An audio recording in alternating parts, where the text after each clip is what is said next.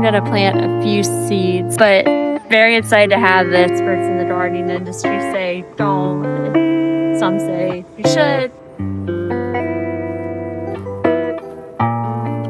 Hi, so welcome back to my channel, and if you're new here, my name is Rebecca, and this is my channel, GrowCookGather, and I'm trying to share some gardening content, some seasonal cooking, and preserving content. But I just wanted to show you what I do in my garden on a day-to-day basis and show you some of the stuff I've been harvesting this week. And I also wanted to give an update on my chickens because quite a lot has changed with them in the past few weeks. But I'll go ahead and take you around. So one of the things I've been really harvesting recently is zucchini. I have been going through loads of it. At one point earlier this year, I was kind of worried I wasn't going to have enough, but I've been harvesting loads and loads of it recently, so I'm going to go ahead and pick some of that out.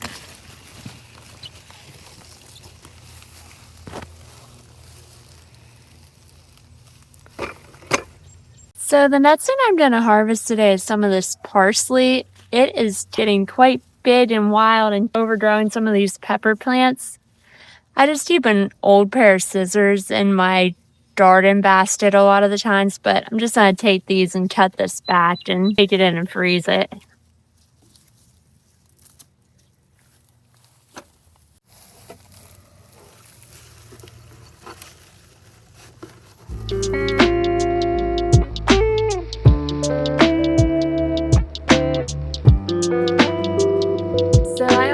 To work on today, trimming back some of these onion tops, and it's really debated if you should or shouldn't. Some experts in the gardening industry say don't, some say you should, but I honestly really like the seasoning from these. If you dehydrate them, you can grind them up into like an onion powder, but I'm just gonna go ahead and cut off where it's kind of bent over, and then I'm gonna put these in the dehydrator. But I'm going to go ahead and go through these and get some of these cut off.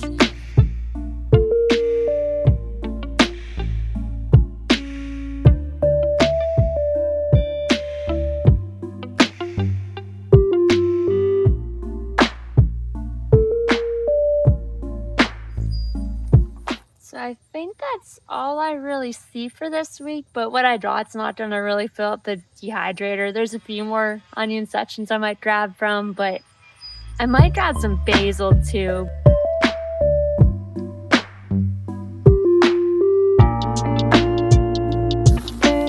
So I'm just going to go ahead and harvest some of this basil. I try to save a lot of basil every year because I grow a lot of it and I use a lot of it. It's better if you pick your basil more often versus not, because then you'll get a bushier plant. And then whenever I am ready to do things like make pesto, I have a ton of it. But I'm just going to go ahead and dry it today since I'm already using the dehydrator.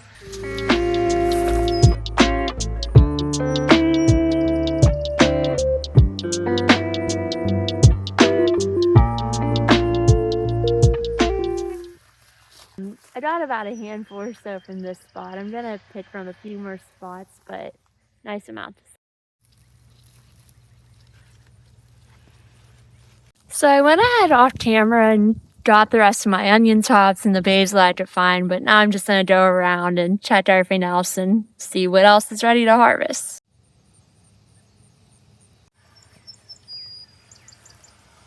So I have been getting quite a lot of sun golds recently, and I always pick them a little bit before they're perfectly ripe.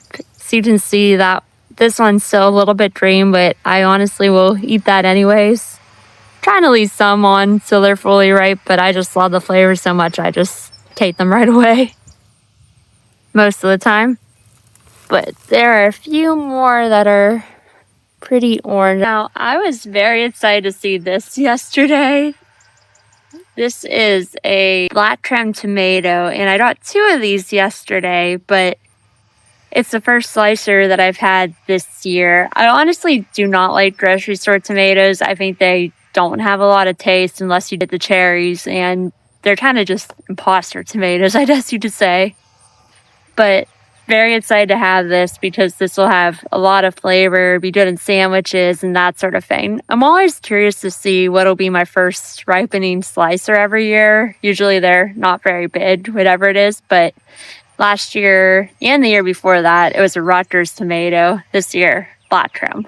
So now I'm going to attempt to harvest this fennel. I haven't harvested fennel very much. I drew it last year. I drew only a few plants, but well, this one bolted, so I don't know that it's going to be good to eat, but I feel like I should probably get out of the garden and get something else grow in its place. And I just have this hoary knife, and the first thing I'm going to do is I am going to try to cut off these bolted stems. I'm definitely not a professional in this, so don't really take my advice about corroborating it, but I'm going to cut these off, and I'm going to go ahead and cut this off at the soil line. So there is one, not a very big bulb. Put that in here, and I'm going to go ahead and harvest the others. So the last thing I'm going to do today is I am going to plant a few seeds, and I have fennel, green beans, and cucumbers today. I try to plant a few seed pads every week just because I found if I do every other week plantings, it gets kind of overwhelming just because I have so much usually on my list of what I want to plant, but I'm going to do these today.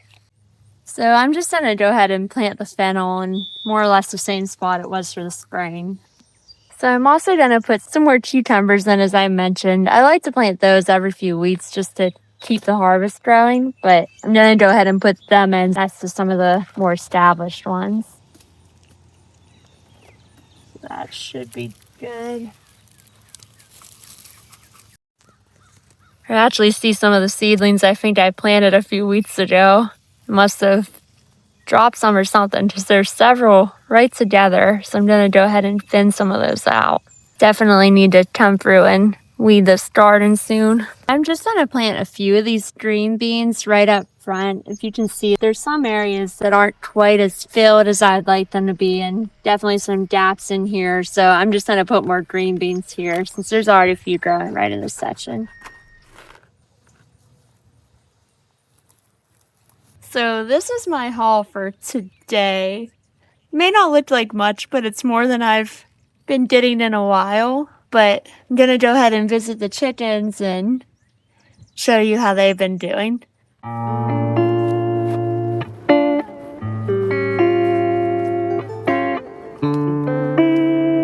Hi! So these are our girls that we've had for a while down here. They're still not laying eggs. They're about 17 weeks old. I think usually it's anywhere from like 4 to 6 months. The chickens can start laying sometimes later, but none of these girls have started laying. But they're looking pretty happy and healthy. We did have to get rid of one chicken.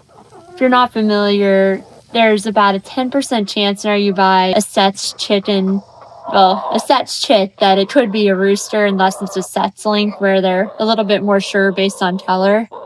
But we did unfortunately have one of our chickens that was a rooster, so we had to find a new home for him. Luckily, we found someone who wanted to take him and have them live with their hens, but we did have to get rid of him, unfortunately, since we were a little bit worried with the neighbors and potential crowing. So we have these girls. They're doing really well and growing and very fun and interactive. But then we did get a new girl. And this is Michelangelo, or Mikey.